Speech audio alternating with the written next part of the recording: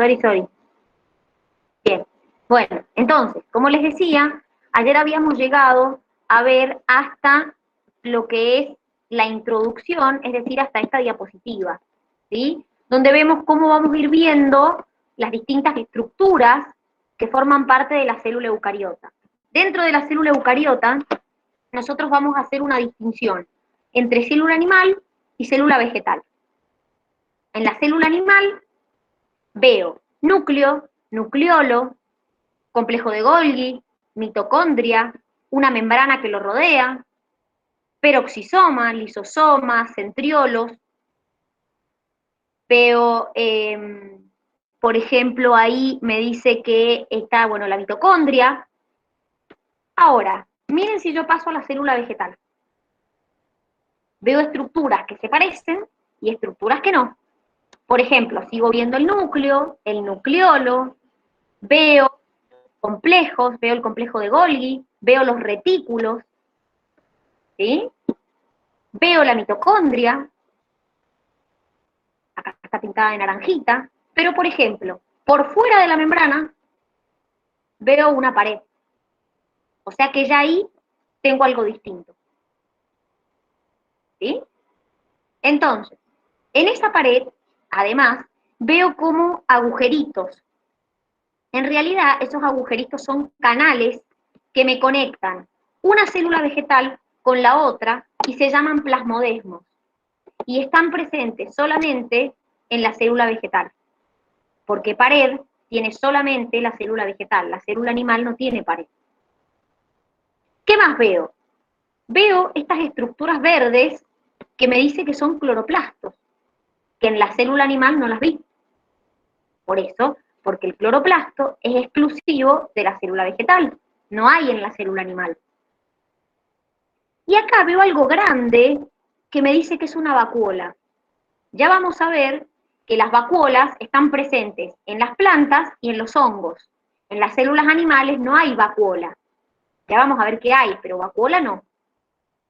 Entonces, habiendo visto como las diferencias a grandes rasgos de una célula animal y una célula vegetal, por ejemplo, yo acá les puedo decir que no hay centriolos, y en la animal había visto centriolos yo. Habiendo visto estas diferencias como generales, vamos a empezar a ver puntualmente cada una de las estructuras que forman la célula eucariota. Y vamos a empezar, espérenme un minutín, que se va a dejar de presentar ese, así presento otro. Vamos a empezar con los límites celulares. Vamos a empezar de afuera hacia adentro, es decir, de las estructuras que rodean a la célula hacia adentro. Ahora les comparto.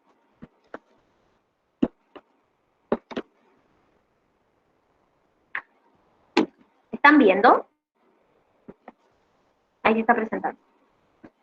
¿Lo ven al Power? Sí.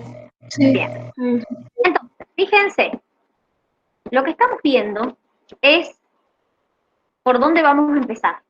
Vamos a empezar por los límites celulares. Vamos a ver la membrana y vamos a ver la pared. La membrana celular es la membrana también llamada plasmática, citoplasmática, es la membrana que me rodea a toda la célula. Tiene esta estructura que ven a continuación. Y acá vamos a ver muchos conceptos que vimos en la unidad anterior. ¿Por qué? Porque, por ejemplo, la membrana plasmática es una bicapa fosfolipídica. Quiere decir que está formada por fosfolípidos, miren. Acuérdense que los fosfolípidos tenían cabezas y colas. La cabeza eran las que eran hidrofílicas y las colas las que eran hidrofóbicas. Bueno, fíjense, acá tengo la membrana con las cabezas hidrofóbicas hacia adentro y las colas hacia afuera. La membrana tiene un espesor de 7 a 9 nanómetros. Esta membrana, además de tener fosfolípidos, tiene otras cosas más. Por ejemplo, tiene proteínas, que son estas estructuras naranjas que ustedes ven. Por ejemplo, hay algunas que atraviesan la membrana por completo y se les llama integrales, y otras que se encuentran como en la periferia, ya sea en la cara externa o en la cara interna de la membrana, y se les llama proteínas periféricas. Son proteínas. No sé si alcanzan a ver en la imagen que hay como entre las colas de los fosfolípidos, hay como cositas amarillas. En realidad, eso que tienen ahí es colesterol. La membrana tiene colesterol. Todas no. La membrana de las células animales tiene colesterol. La de las vegetales no. Y además, si ustedes ven la cara externa de la membrana, tienen como cositas verdes por arriba. Esas cositas verdes son glúcidos, son hidratos de carbono, son carbohidratos, que pueden unirse a las proteínas, como lo ven en la imagen, o pueden unirse a los fosfolípidos. Si están unidos a las proteínas, me forman glucoproteínas. Si están unidos a los lípidos, me forman glucolípidos. Pero fíjense que los glúcidos esos están solamente en la cara externa de la membrana, en la cara interna no hay. Entonces, ya dije que mi membrana está formada por proteínas, por lípidos y por glúcidos. ¿Para qué sirve la membrana? La membrana es, primero, me define los límites de la célula. Segundo, me permite el transporte de sustancias hacia adentro y hacia afuera de la célula. ¿Todas las sustancias? Pues no. La membrana es semipermeable. Quiere decir que algunas sustancias va a dejar pasar y otras sustancias no va a dejar pasar. Ya vamos a ver qué sustancias pasan y qué no. Pero además de rodearme a la célula, también la voy a encontrar, por ejemplo, formando las membranas internas en algunas organelas, que ya lo vamos a ver. Entonces, esta membrana, como yo les dije, está formada por lípidos, por proteínas y por glúcidos. Ahora, estos lípidos y estas proteínas no están fijas, no es una estructura estática, sino que es una estructura fluida. El modelo del mosaico fluido lo propuso Nicholson y Singer, donde decía que la membrana era una capa de lípidos a donde se encontraban embutidas las proteínas, pero que no era estático, sino que los componentes, es decir, los lípidos y las proteínas, se mueven, se desplazan lateralmente. Usted me dice, ¿cómo se desplazan? Bueno, miren esta imagen que les voy a mostrar ahora. La imagen que tienen ahí es la imagen de un pedacito de membrana. Por ejemplo, eso violeta que ven ahí, azul, dependiendo, es una proteína integral. Lo que tienen cabezuelas verdes es la cabeza del fosfolípido y las colitas celestes son las colas del fosfolípido. Los fosfolípidos pueden desplazarse en forma lateral, pueden rotar, pueden flexionarse e incluso puede haber un movimiento que se llama flip-flop, donde el fosfolípido de una de las capas de la membrana pasa a la otra. Por ejemplo, un fosfolípido de la capa de arriba pasa a la capa de abajo y el de la capa de abajo pasa a la capa de arriba. Quiere decir que los componentes que forman la membrana no son estáticos y eso por eso se dice que la membrana es fluida. No es una estructura rígida, fija. Yo les dije que la membrana estaba compuesta por lípidos, proteínas y glúcidos. Fíjense que si miramos la proporción, hay más proteínas que lípidos. Hay un 60% de proteínas y un 40% de lípidos. Ya dijimos que las proteínas podían ser de las integrales, las que me atraviesan la membrana, o de las periféricas, las que están sobre la cara externa o sobre la cara interna de la membrana. Y los lípidos tenemos a los fosfolípidos y al colesterol. Y dentro de los glúcidos, yo se los mostré, esperen que no voy para arriba, los tengo acá pintaditos de verde, son los de menor proporción, pero no por eso menos importantes. Los glúcidos, chicos, cuando se unen con proteínas o cuando se unen con lípidos y me forman glucoproteínas y glucolípidos, forman una estructura en la cara externa que se llama glucocáliz. ¿Para qué sirve ese glucocáliz? Ese glucocáliz sirve para dos cosas. Para el reconocimiento de sustancias y para que mi célula pueda adherirse a otra célula o a una superficie. Entonces, todos los componentes de la membrana tienen una función en particular. Todos. Por ejemplo, las proteínas me sirven como enzimas, como receptores de sustancias y también me sirven como canales, chicos. Hay proteínas que sirven para transportar sustancias hacia un lado o hacia otro de la membrana. Los lípidos, yo les dije que había dos, los fosfolípidos y el colesterol. Los fosfolípidos son una barrera contra el pasaje de algunas sustancias. ¿Qué quiere decir esto? Hay sustancias, y escuchen bien, como las que tienen carga o las que son hidrofílicas, que no pueden atravesar los lípidos no las dejan pasar. Entonces, por eso decimos que la membrana es semipermeable, porque hay sustancias que deja pasar y sustancias que no. Por ejemplo, los lípidos no dejan pasar sustancias ni hidrofílicas ni tampoco con carga.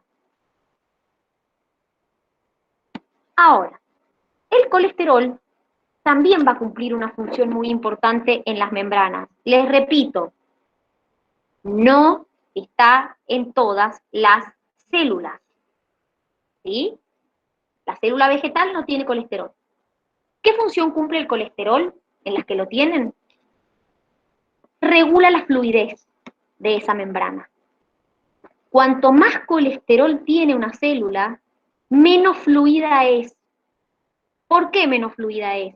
Porque el colesterol, que si ustedes se fijan en la imagen, se encuentra entre las colas del fosfolípido, inmoviliza a las colas de los fosfolípidos. Entonces la deja como la membrana rígida.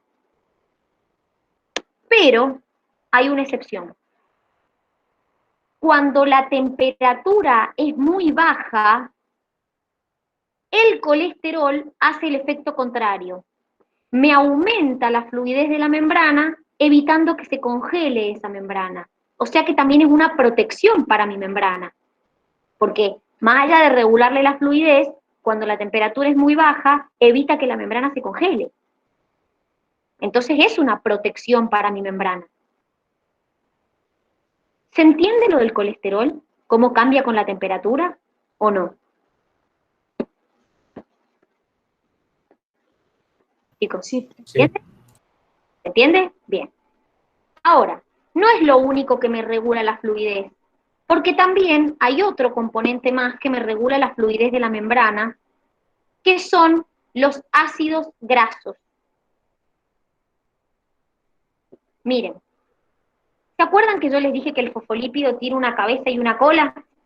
Y que la cola eran ácidos grasos, y vimos en la unidad 1 que esos ácidos grasos podían ser saturados o insaturados. ¿Sí? Sí. Cuanto más cantidad de ácidos grasos saturados tiene la membrana, menos fluida es. Cuanto más cantidad de ácidos grasos insaturados tiene la membrana, tienen los fosfolípidos, más fluida es. O sea que la fluidez de la membrana va a depender de la cantidad de colesterol que haya, de la temperatura que haya y también de si los fosfolípidos tienen más cantidad de ácido graso saturado o más cantidad de ácido graso insaturado. Todo eso me regula la fluidez de mi membrana. ¿Alguna duda? ¿Me quieran preguntar? ¿Sí, no? ¿Murieron? ¿Están vivos? No, profe. Bien. Entonces, vamos ahora con la pared. Otro límite celular. Repito, ¿todas las células tienen pared? No. Hay células que tienen pared y hay células que no. Por ejemplo, la célula animal no tiene pared. Acá tenemos los ejemplos o los lugares o los individuos a donde voy a encontrar pared en las células. Las plantas tienen pared, los hongos tienen pared, las algas y los protistas tienen pared, y la célula procariota, por más que no sea una célula eucariota, también tiene pared. Es decir, que las bacterias también tienen pared celular. Obviamente no es igual que las demás, pero todos estos individuos tienen pared. Les doy un ejemplo. Las plantas, su pared es de celulosa. En los hongos, la pared es de quitina. En las algas, generalmente, y en los protistas, también es de celulosa. Pero en los procariotas, en las bacterias, que recuerden que no tienen célula eucariota, no tienen organelas, en los procariotas la pared está formada generalmente de una sustancia, y ya lo vamos a ver, que se llama peptidoglucano. Es decir, ninguno de estos, por más que tengan la pared, tiene la misma composición su pared. ¿Y para qué me sirve la pared? La pared me sirve para muchas cosas. La protege a la célula, le permite mantener la forma, lo vimos ayer, dijimos que era uno de los factores que le daba forma a la célula, y además permite que las células se unan o se conecten con otras células. Entonces ustedes me van a decir, ¿y en las células que no hay pared, cómo se conectan entre sí?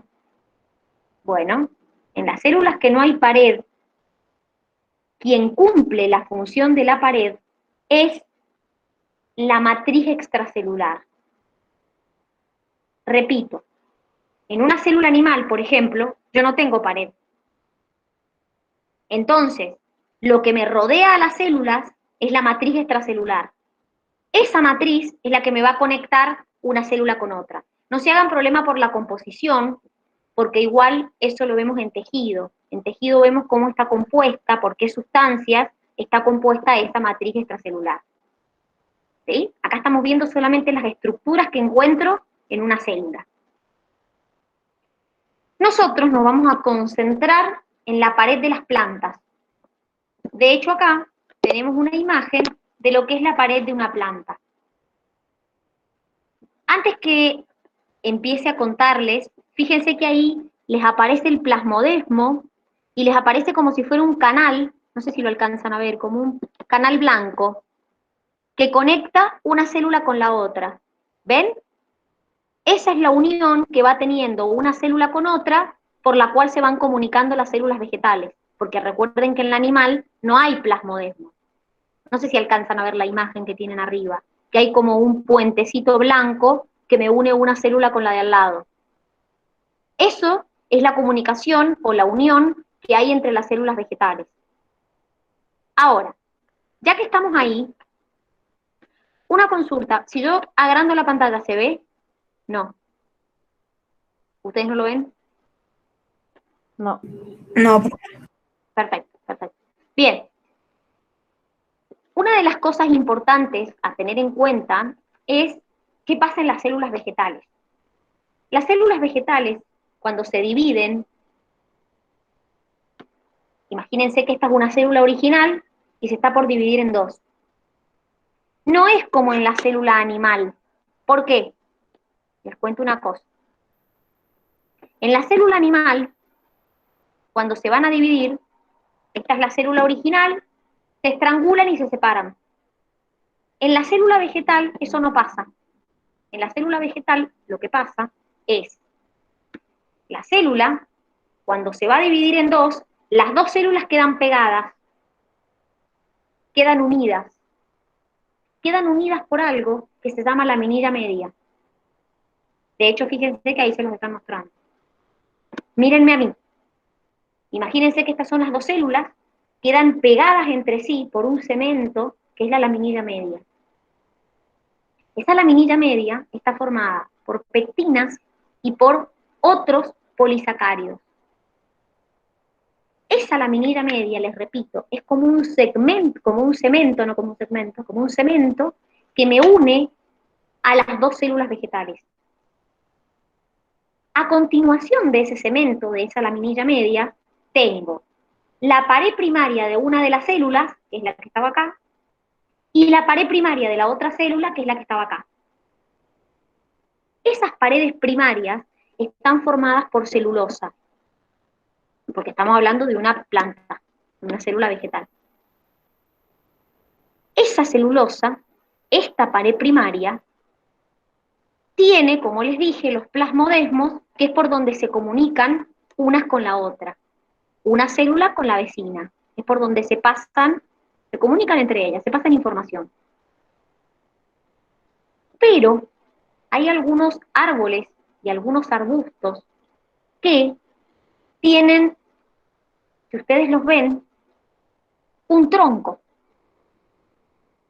Yo lo veo duro, por ejemplo, en un arbusto o en un árbol, yo veo el tronco y es duro. No lo veo en una planta como, no sé, una albahaca. Entonces, ¿por qué pasa eso?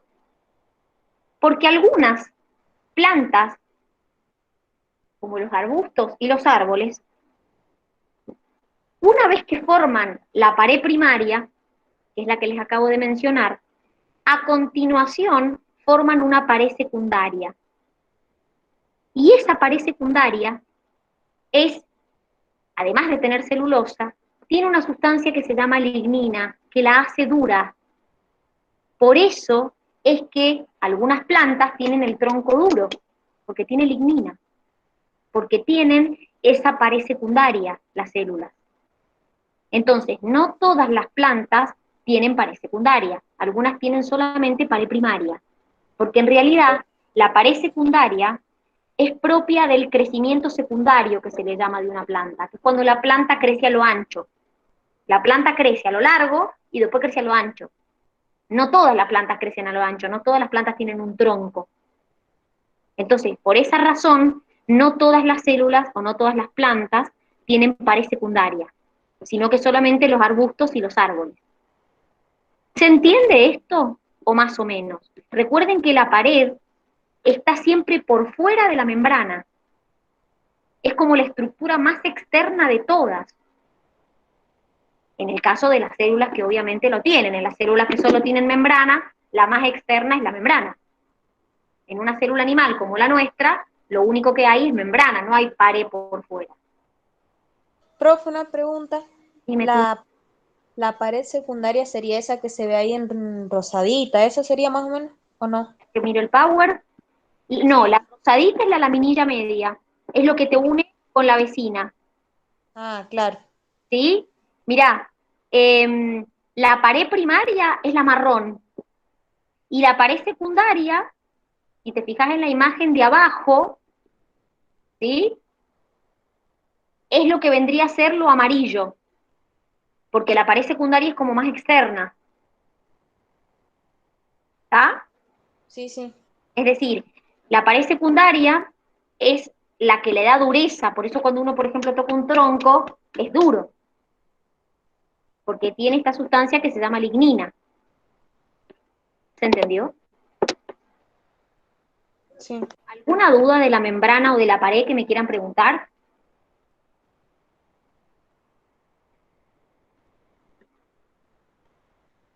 Recuerden entonces, no todas las células tienen pared, por ejemplo, el animal no lo tiene. Las que lo tienen, no todas están formadas por la misma sustancia. Algunos tienen quitina, otros tienen celulosa. Y en el caso de la membrana, sí, la membrana la tienen todas las células, la membrana celular. Lo que pasa es que, por ejemplo, la de los animales tiene colesterol, la de los vegetales no, pero el resto, los fosfolípidos, las proteínas, los glucolípidos, sí están en todas las células. Porque justamente esa membrana es la que me permite el intercambio hacia adentro o hacia afuera de sustancias. ¿Alguna duda hasta acá? ¿Algo que me quieran preguntar? ¿No? ¿Vamos bien? Bueno, bien. Perfecto. Vamos entonces a seguir avanzando. Déjenme. Voy a ir con el power que sigue.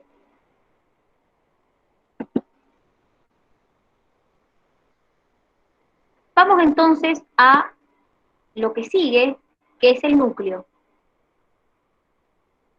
¿Sí? Miren, esperen que les comparto pantalla, así lo miran.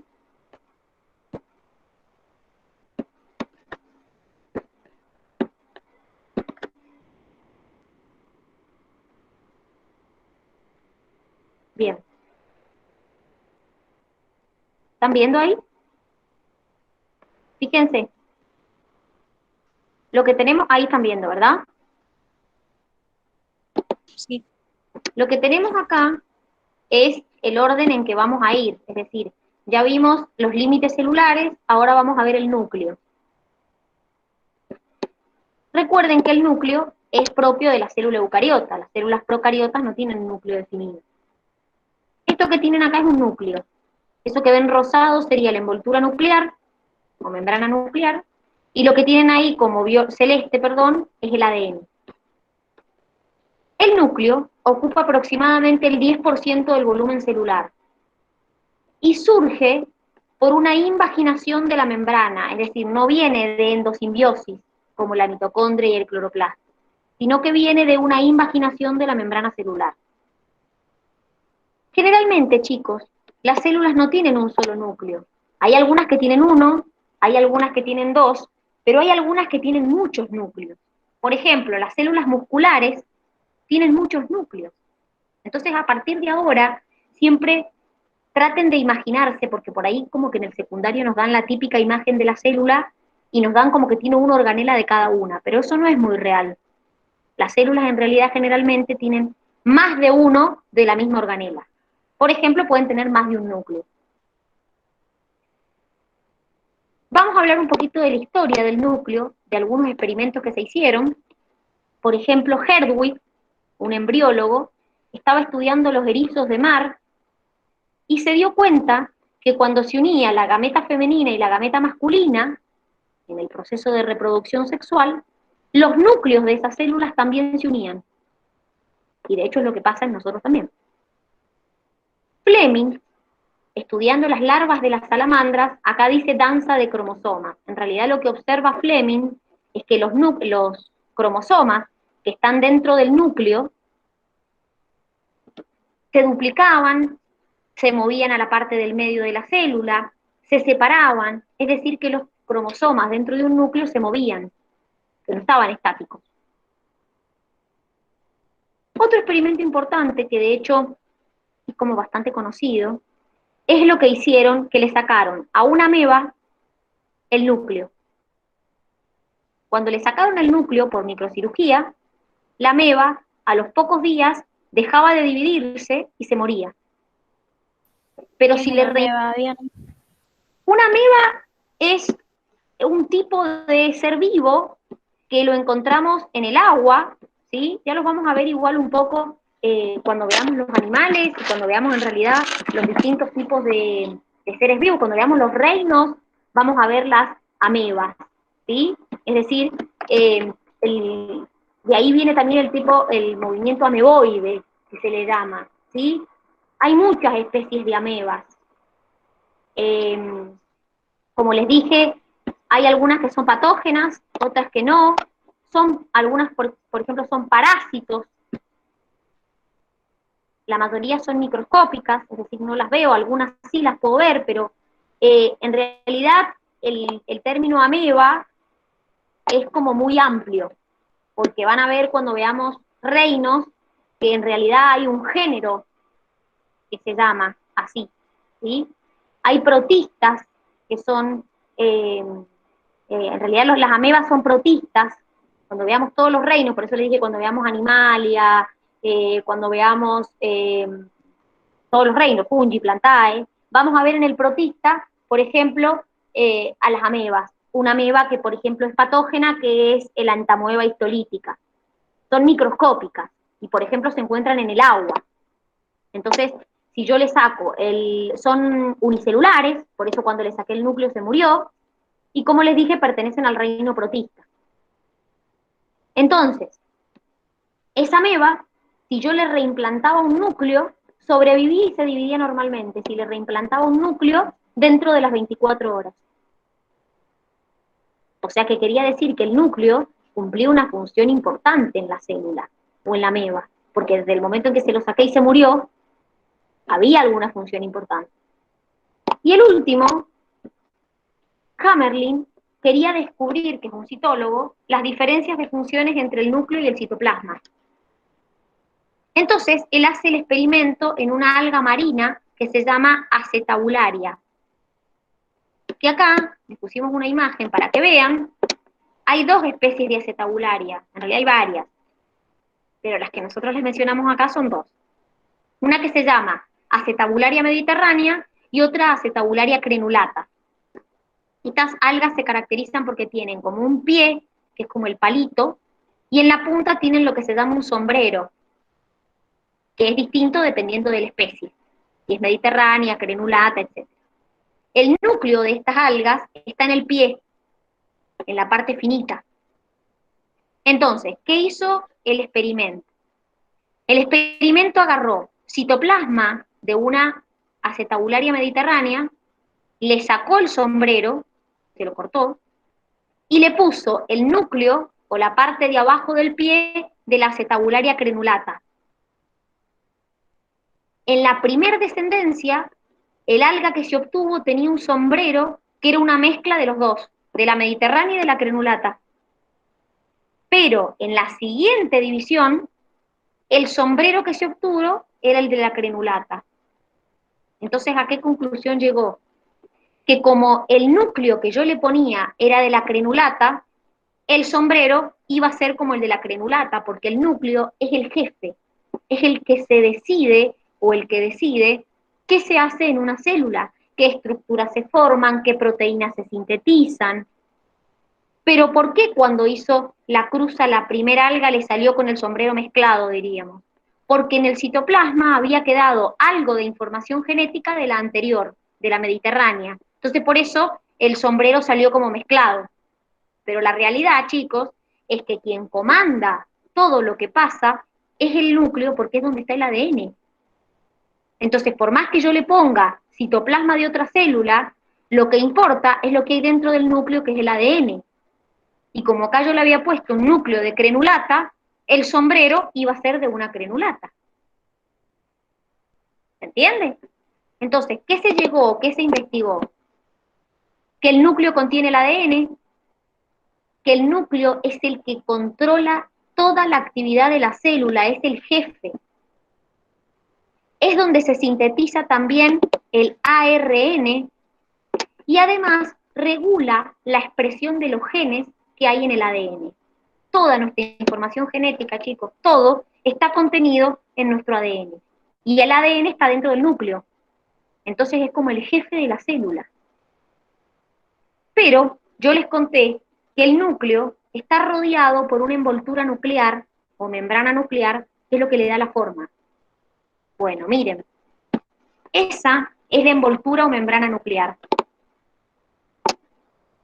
Si se fijan, la membrana tiene como dos capitas separadas por un espacio. Y además, si veo, tiene como agujeros, como poros.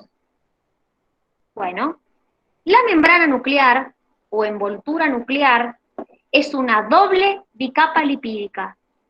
¿Qué quiere decir? ¿Vieron que recién vimos la membrana celular, que era una bicapa? Bueno, estas van a ser dos bicapas separadas por un espacio, que es ese espacio que ven ahí. Ese espacio se llama, acá lo tienen, espacio perinuclear. Miren, para que se den una idea cómo es la membrana nuclear, tengo una de las bicapas, el espacio perinuclear, que mide de 20 a 40 nanómetros, y la otra bicapa. Todo esto es la envoltura nuclear. Es lo que rodea a mi núcleo y lo que hace que mi núcleo tenga forma, que sea un núcleo definido. Pero también les conté que en la envoltura nuclear hay como interrupciones de poros. ¿Ustedes pensaban que el poro iba a ser un agujero así de simple? Pues no. Miren, Miren el poro lo que es. El poro está formado por lo que se llama un complejo o el complejo del poro. Está formado por más de 100 proteínas distintas. Y esas proteínas se disponen en una forma octogonal, formando un octógono. ¿Y para qué me sirven esos poros en la membrana nuclear? Me sirve para que las sustancias pueden pasar desde el núcleo hasta el citoplasma. Hay sustancias que son pequeñas y pasan por un proceso que se llama difusión pasiva. No se hagan problema porque igual lo van a ver en la unidad que viene a esto. Y cuando la molécula es muy grande, el transporte que se usa es un transporte activo, donde hay hasta un cambio en la conformación del poro. Entonces, estos poros, y acá también los vemos, son los que me permiten que las sustancias pasen desde el núcleo hacia el citoplasma.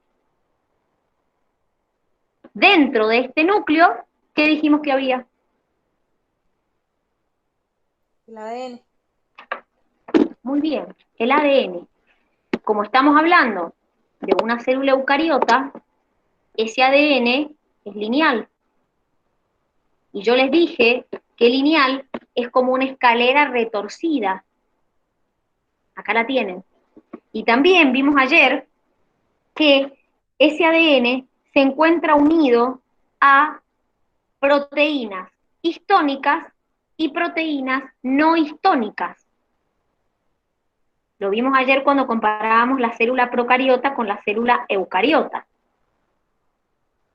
El ADN, chicos, yo lo puedo encontrar en distintos estados. Lo puedo encontrar condensado o descondensado. Entonces hablaré de cromatina o hablaré de cromosomas. La cromatina es cuando el ADN se encuentra descondensado, es decir, lo encuentro como si fuera una maraña de hebras, como si fuera un ovillo de lana.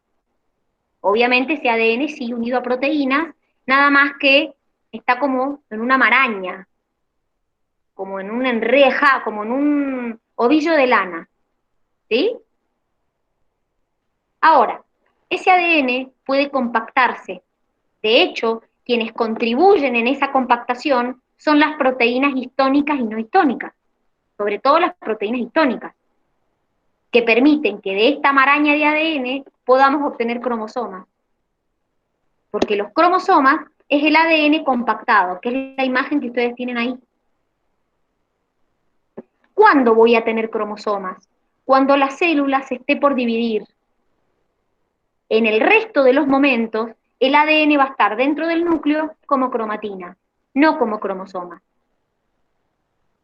Entonces, tanto la cromatina como las cromosomas es ADN, unido a proteínas. Lo que cambia es la forma donde lo encuentro, el estado en que lo encuentro. Lo puedo encontrar descompactado, o descondensado, o condensado. ¿Se entiende la diferencia?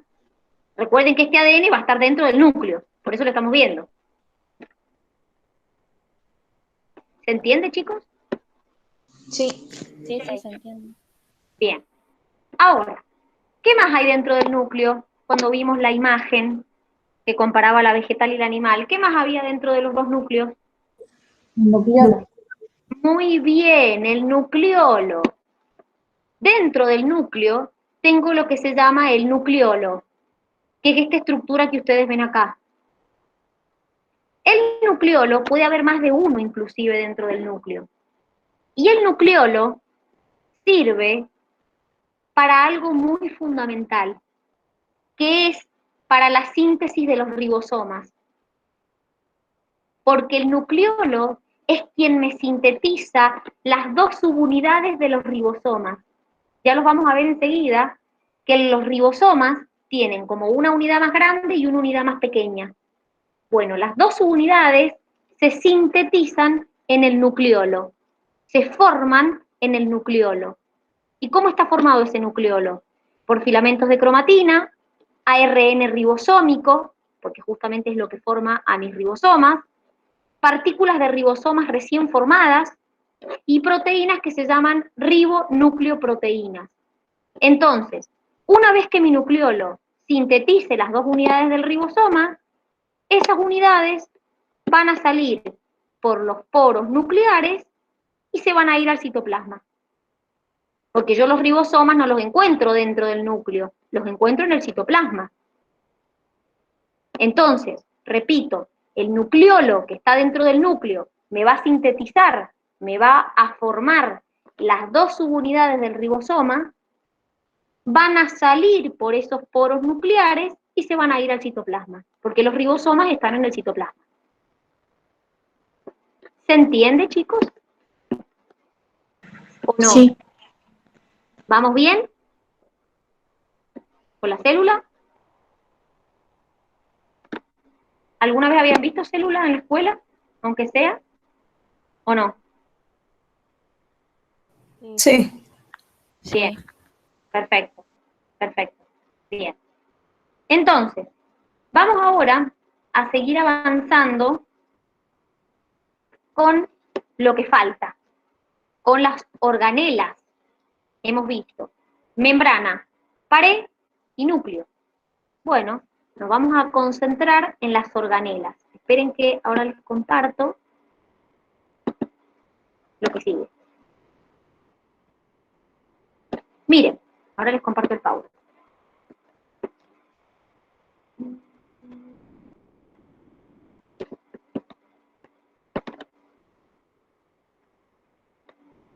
Bien, fíjense, avísenme por favor cuando lo estén viendo al Power. Ya se ve. Genial. Vamos a organizarnos. Vimos los límites celulares, vimos el núcleo, nos vamos para el citoplasma.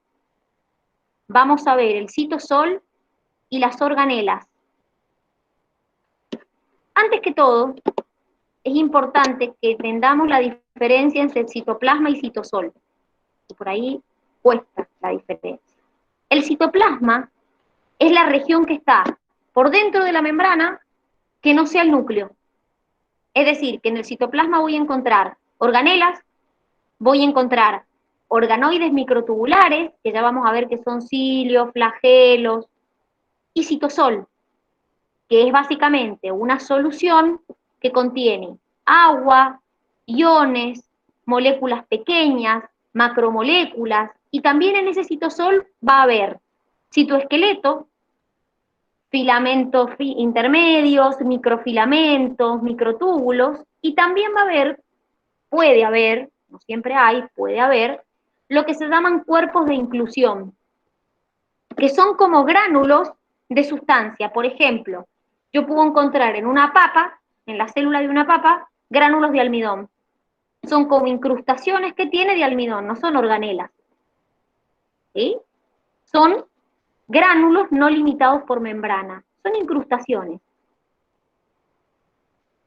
Ahora, ¿cómo harían ustedes o cómo se hace para poder analizar los distintos componentes de una célula?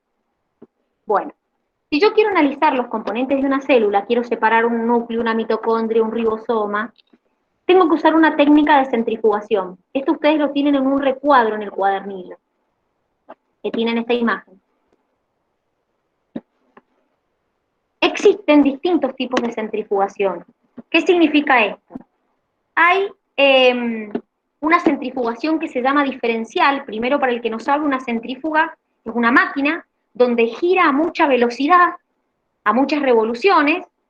¿Y qué me permite eso? La centrifugación diferencial es para cuando lo que yo quiero separar tiene tamaños y densidades muy distintas. Entonces, yo giro la centrífuga y cuando me detengo, las partículas menos densas y de menor tamaño quedan arriba y las más grandes y más densas se van abajo. Entonces los separo. Pero hay veces que no tienen tan distinto tamaño las sustancias. Por ejemplo, un lisosoma y una mitocondria es muy difícil de separar. Entonces se usa una técnica que se llama centrifugación zonal, donde lo que yo hago, o la técnica que se usa, es para separar, repito, moléculas que tienen densidad y tamaño semejante, que por una centrifugación diferencial no podría. Entonces, ¿qué se hace? se utiliza un gradiente de sacarosa, se utilizan distintas densidades de sacarosa, se hace girar la centrífuga y se separan estos componentes que tienen tamaño más o menos semejante. No les vamos a hacer usar una centrífuga ni a preguntarles el funcionamiento de la centrífuga, cuántas revoluciones funciona. Es simplemente para que entiendan cómo haríamos para poder analizar un ribosoma, una mitocondria y poder verlo. Porque imagínense que si yo miro una célula entera, no voy a poder ver lo que hay adentro. Tengo que separarlo. Vamos a empezar por nuestros ribosomas. Los ribosomas son organelas que están en el citoplasma, pero que no están rodeados por membranas. Las acabamos de ver, yo les dije que el nucleolo sintetizaba, las dos subunidades que forman el ribosoma. La más negrita, más marroncita oscura, es la subunidad mayor, y la más blanquita es la subunidad menor. Todo eso es un ribosoma. Cuando el nucleolo las sintetiza, sintetiza las dos unidades por separado, que es lo que yo les estaba explicando recién respecto al nucleolo. Los ribosomas, la función que cumplen es la de sintetizar proteínas, chicos. Es el lugar a donde se sintetizan las proteínas. Son las organelas más abundantes que hay. Pero no son organelas membranosas, es decir, no están rodeadas por membranas. Ahora, los ribosomas,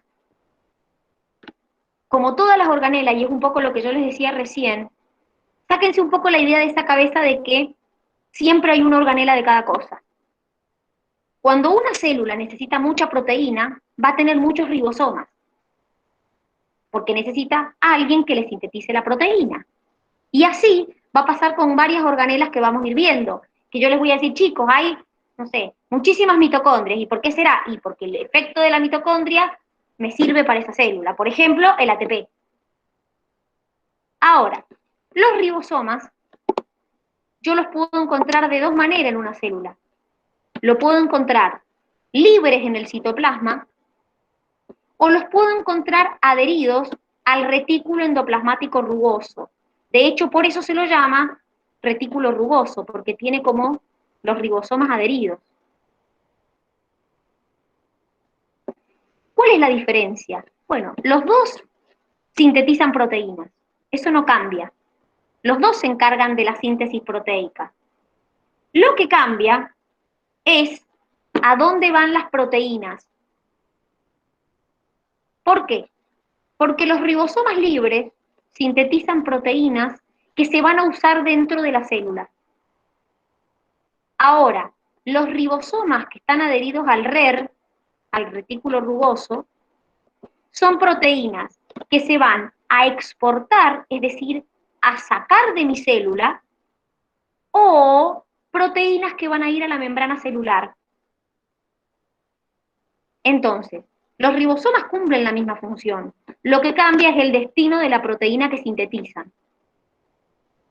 Pero los ribosomas es una organela que está presente tanto en la célula procariota, y atención acá, como en la célula eucariota. La célula vegetal tiene ribosomas, la célula animal tiene ribosomas, es decir, las dos eucariotas, pero también las bacterias tienen ribosomas. La célula procariota también tiene ribosomas. Y también cumple la misma función, sintetiza proteínas. Pero fíjense que ustedes tienen esta imagen, donde les compara cómo son los ribosomas procariotas y cómo son los ribosomas eucariotas. ¿Y qué vemos acá? Si ustedes se fijan, en el procariota me dice 70S y me saca una flecha que dice 50S y 30S. Y en el eucariota me dice 80S y me dice 60S, 40S. Bueno, esto no es cantidad de ribosomas. No es que la procariota tiene menos y la eucariota tiene más. Esto hace referencia al tamaño de los ribosomas. Las eucariotas tienen ribosomas de mayor tamaño. Y el S es una unidad de medida que se llama Svedberg, no importa eso porque no se lo vamos a preguntar, pero para que sepan qué significa. Es una unidad de medida que no está en el sistema de unidades que ustedes ven. es una unidad de medida de tamaño. Entonces, un ribosoma eucariota tiene un tamaño de 80S, su subunidad mayor 60S y su subunidad menor 40S. El procariota tiene 70S, la subunidad mayor tiene un tamaño de 50S y la subunidad menor de 30S. También les hemos puesto en este cuadrito cómo están formados los ribosomas. Fíjense que tanto la subunidad mayor como la menor está formado por ARN ribosomal. ARN R chiquita significa ARN ribosomal. Y les dice hasta la cantidad de nucleótidos por los que están formados. ¿Sí? Ahora, ¿qué me interesa que entiendan? Que ustedes a veces pueden encontrar en un libro que, por ejemplo, si les habla de los ribosomas eucariotas, les dice 80S y entre paréntesis les dice 60 más 40. Eso se está refiriendo al tamaño del ribosoma total y al tamaño de las dos subunidades que lo forman. Si nosotros hablamos de cantidad, una célula procariota, es decir, una bacteria, tiene mucha más cantidad de ribosomas que una célula eucariota. Mucha más cantidad. Una bacteria puede tener miles de ribosomas. Entonces, si hablamos de cantidad, la procariota tiene mucho más ribosomas que la eucariota, pero los ribosomas eucariotas son más grandes. ¿Alguna duda? No. ¿Se entendió? ¿Vamos bien? Sí, te hago una pregunta. Lo que quieran, dime, escucho. Más o menos, pero escucho. Dime. Cuando están unidos al retículo endoplasmático, los ribosomas, Sí. ¿para qué van a ser exportados? ¿Para qué van a hacer de exportación o se van a ir a la membrana? Porque lo que exportás son proteínas. No es que se exporte el ribosoma. Lo que exportás es la proteína. Te doy un ejemplo. Tu membrana celular tiene proteínas integrales y proteínas periféricas. ¿Dónde se sintetizaron esas proteínas? En el RER. Se sintetizaron en el RER y se fueron a la membrana.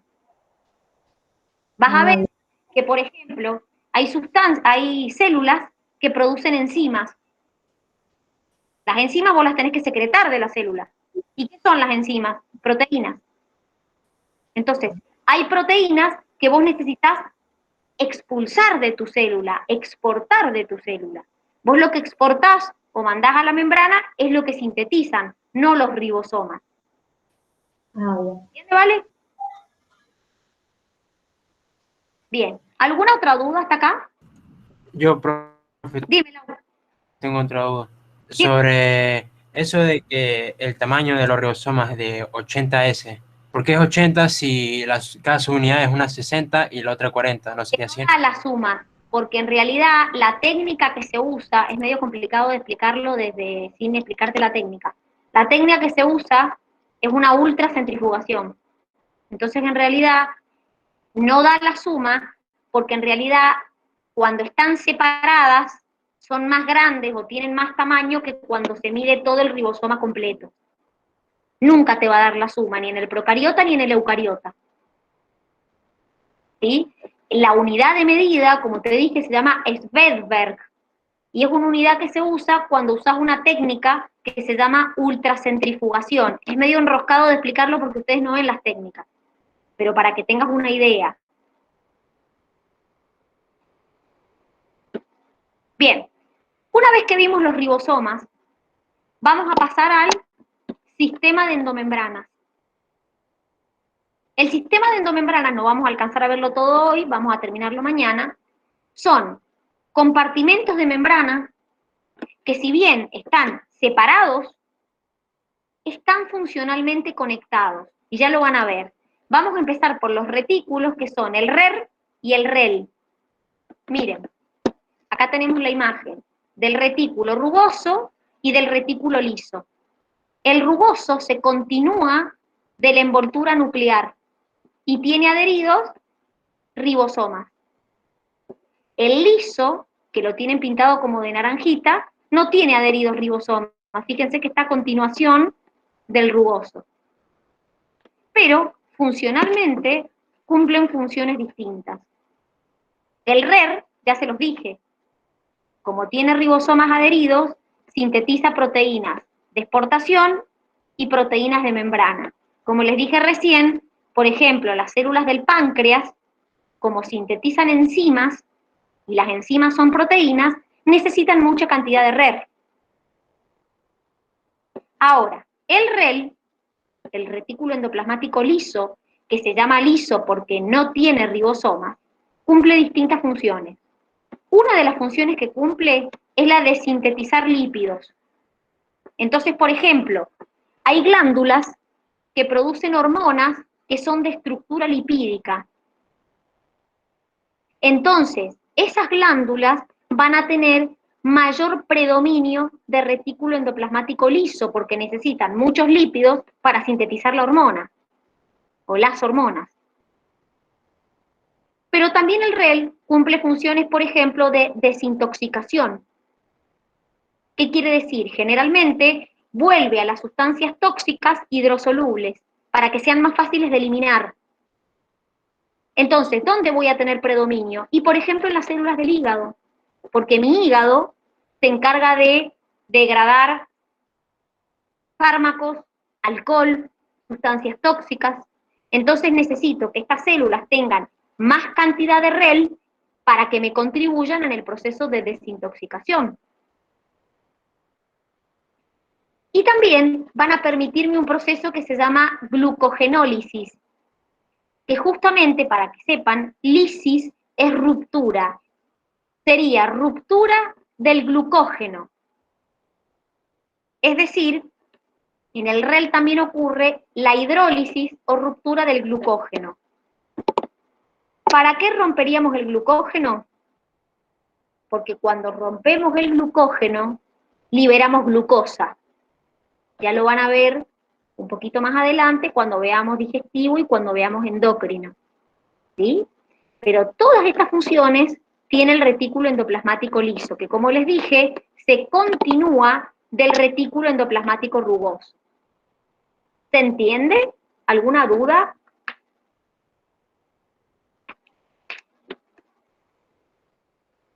Chicos, Se entiende. bien. Entonces, vamos a hacer una cosa. Vamos a dejar hasta acá con la teoría, hasta los retículos, y mañana vamos a seguir con el sistema de endomembranas.